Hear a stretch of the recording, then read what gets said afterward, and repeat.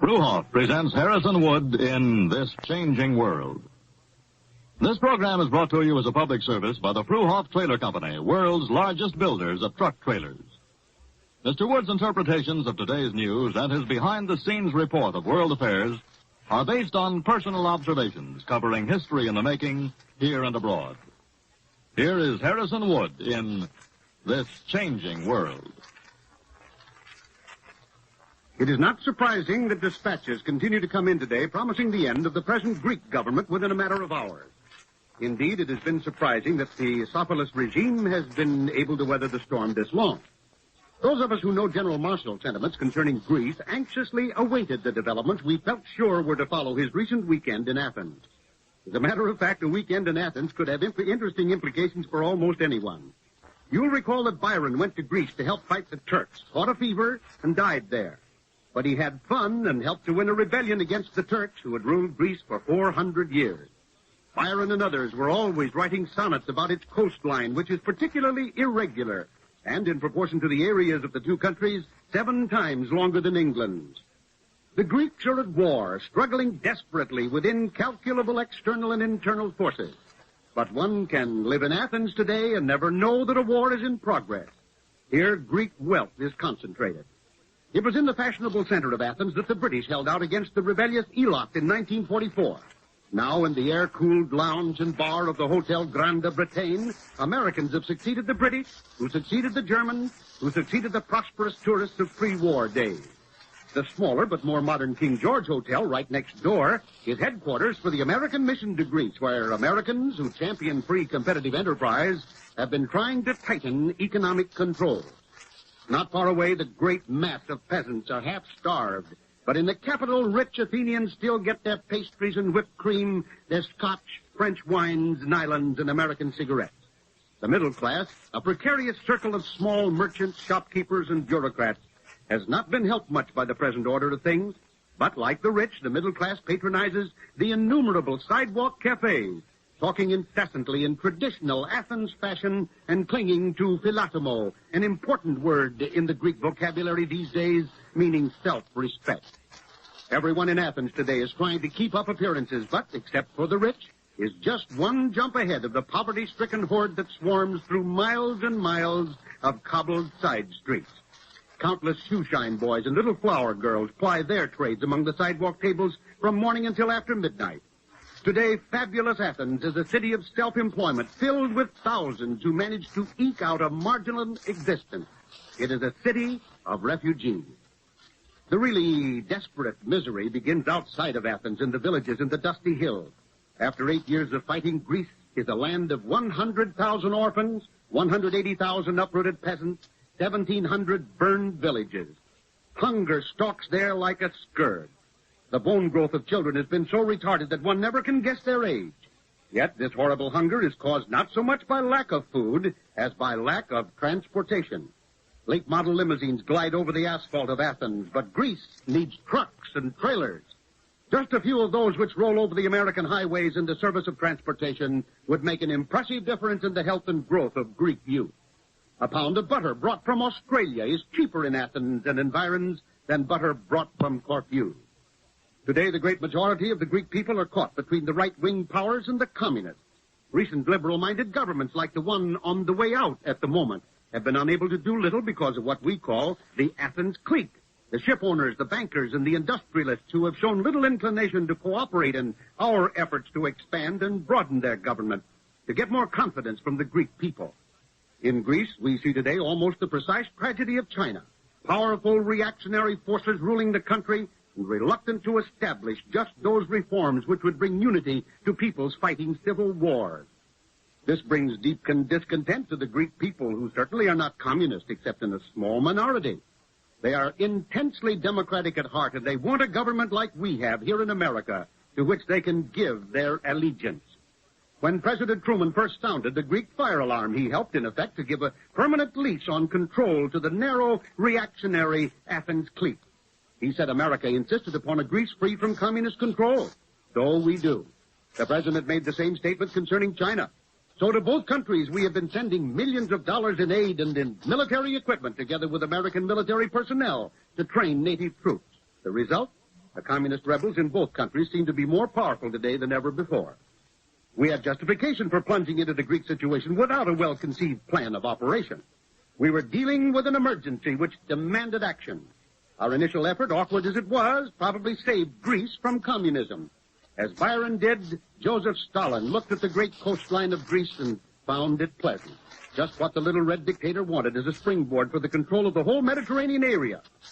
Since that time, we have sent $165 million worth of American military aid to Greece, and the outgoing government complains there are more communist-led guerrillas in the field today than ever before. The blame does not lie entirely with the Greeks. There have been months of bickering among the American embassy, the Griswold mission, and the U.S. Army. How could we expect the Greeks to follow us very far when at times we have headed in 3 different directions? 2, the statement issued in Athens by our ambassador, Henry F. Grady, in answer to written questions from correspondents, is illuminating. Mr. Grady said he did not believe the situation in Greece is acutely worse, an admission, of course, that it is no better. And he virtually admitted the accuracy of the question whether the Greek government, knowing that the United States cannot afford failure in Greece, is not engaged in a mild form of international blackmail by not making more of a military effort unless and until it gets more aid than it is now receiving. Mr. Grady's answer to that question could have been a lusty no, but all he said was no comment. In this respect, the Greek and Chinese situations are alarmingly analogous. Neither can win its civil war without reforms in its government. By not putting through those reforms, each ruling political clique guarantees itself both permanent tenure and permanent American aid. Thus, the protector becomes the victim of the very government it is trying to protect. Of course, this is an old story to those who know Greek and Chinese politics, than which there is no more uncanny and mysterious in all the world. If the United Nations were functioning, both sides in each country could be disarmed and caretaker governments installed until political maladies were cured. But the present Russian government does not want those political maladies cured and therefore persists on blocking such action. It has been the hope of the United States that the stability and inward strength of both the Greek and Chinese governments would increase more than the strength of opposing communist guerrillas. Today, with the Greek government on the way out, and the Chinese government coping with its most tragic hour, this hope appears to be at variance with the facts. But both the good and the bad in these developments must be taken together. We should beware of either government asking more gifts just for the sake of getting as much out of us as possible. But we must not overlook the fact that by coming to the aid of these governments, no matter how aggravating they have been, we have been able to stem the tide of Moscow aggression in 2 pivotal points in the East-West coalition war. The confused situations in each country presents the new administration with knotty problems of top-drawer priority. Make no mistake about that. Both the Greeks and the Chinese have a genius for making the most of disagreements. Where communists are not actually at war, as they are in Greece and China, they are busily engaged in fifth-column espionage all over the world. But I can tell you this afternoon that their hit-and-run strikes in France are on the decline. French workers are slowly going back to work after sporadic walkouts. They were faced by a government threat of serious consequences against men who kept others from working. Yesterday in France, several speeches were made in areas of concentrated communist influence, extolling the virtues of liberty and the advantages of free competitive enterprise, both of which are being fiercely attacked by French communists. The speakers were enthusiastically received, and the French government announces this morning a new program of counter-propaganda to communist influence in the labor union. One speaker is reported describing to thousands of French union members how communist influence had weakened labor unions in both America and Britain to the point where they, the communists, were able to take over. But, said the speaker, these traitors to labor were caught in the act and ousted. That is what we must do here in France, he said. Do not worry about further communist infiltration into the labor unions of France, Great Britain, or the United States. Each country is profiting by the other's experiences. Each is renewing its faith in free competitive enterprise. Each is learning the fallacy of nationalized industry.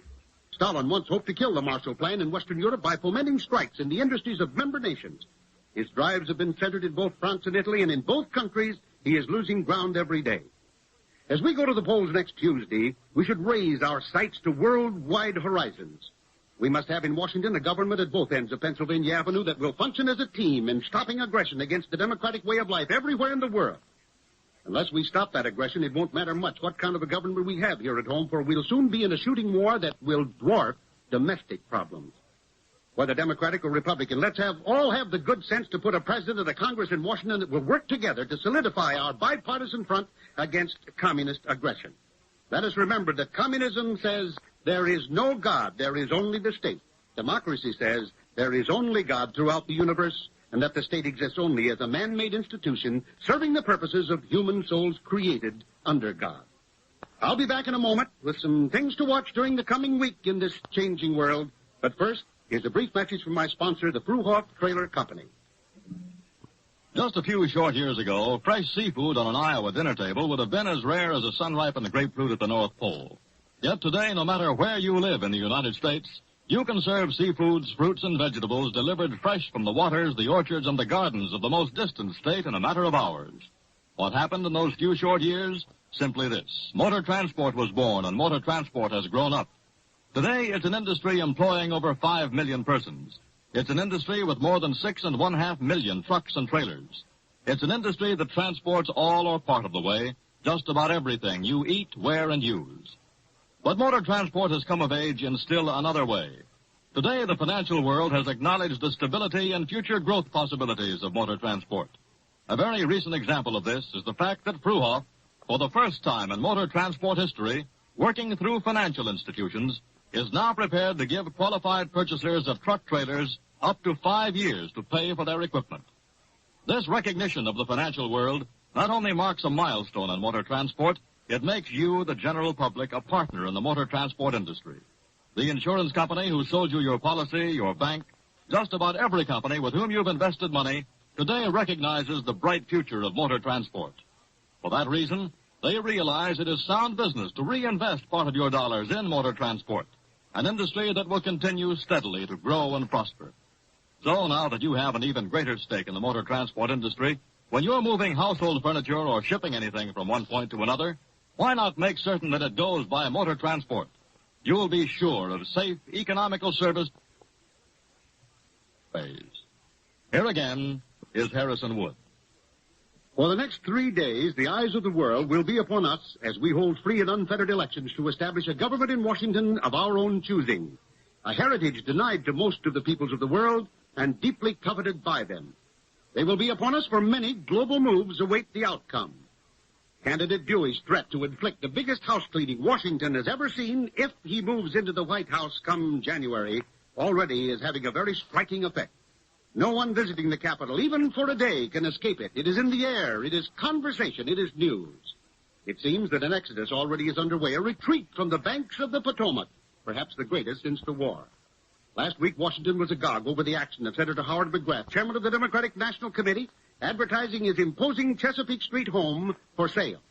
The picture of the senator's home in the real estate columns of a Washington newspaper created no small furor. Now, this may have nothing whatever to do with the election, but it set the Capitol on its ears with gossip and rumor and inference. Thousands began scanning the classified sections of the newspapers for further clues, for vacancies. The hotel lobbies were abuzz with tales of $10,000 a year jobs going unfilled because no one would take them for a short period. The president of the Washington Taxpayers Association was quoted as saying, "There will be a terrific exodus begin January 20th. There will be no housing shortage here." I was discussing with the taxicab driver who added this choice morsel. Said he, "The other day in the paper I read where the furniture for Harry Truman's new balcony on the back of the White House was designed and made in Dewey's hometown. And some say these Michiganders used Dewey's measurements."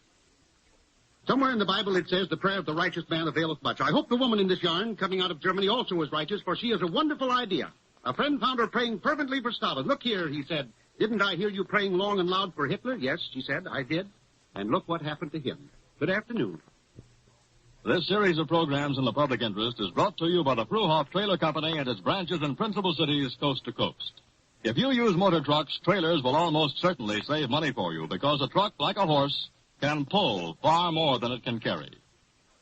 This is ABC, the American Broadcasting Company.